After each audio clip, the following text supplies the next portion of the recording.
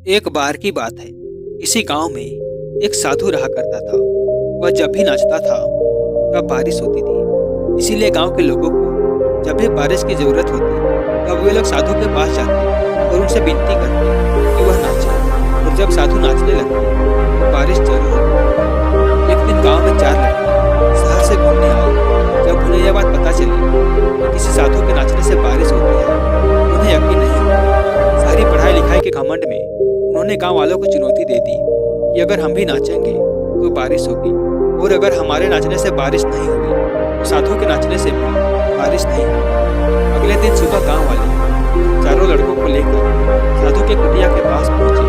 फिर गांव वालों ने साधु को सारी बात बताई। फिर उन लड़कों ने नाचना शुरू किया। पहले लड़के ने नाचना शुरू किया। आधा घंटा बीत गया। फिर पहला लड़का थककर बैठ गया, पर बादल नहीं दिखे। कुछ देर बाद दूसरे लड़के ने नाचना शुरू किया और 1 घंटा बीतते बीतते वह भी थक कर बैठ गया। बाकी दोनों लड़कों ने भी ऐसा ही किया, पर बारिश नहीं हुई। अब साधु की बारी थी। साधु ने नाचना शुरू किया। 1 घंटा बीत गया, पर बारिश नहीं हुई। साधु फिर भी रुका नहीं, वो नाचता ही रहा। नाचते नाचते 2 घंटे बीत गए, पर बारिश नहीं हुई।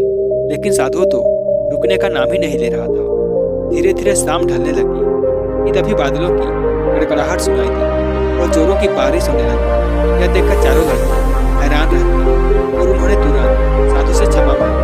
फिर चारों लड़कों ने साधु से पूछा, बाबा भला ऐसा क्यों कि हमारे नाचने से बारिश नहीं हुई और आपके नाचने से बारिश हो गई? अभी साधु ने उत्तर दिया, जब मैं नाचता हूँ तो 2 बातों का ध्यान रखता हूँ। पहली बात तो मैं यह सोचता हूँ कि अगर मैं नाचूंगा तो बारिश को होना ही पड़ेगा, और दूसरी बात यह कि मैं तब तक नाचूंगा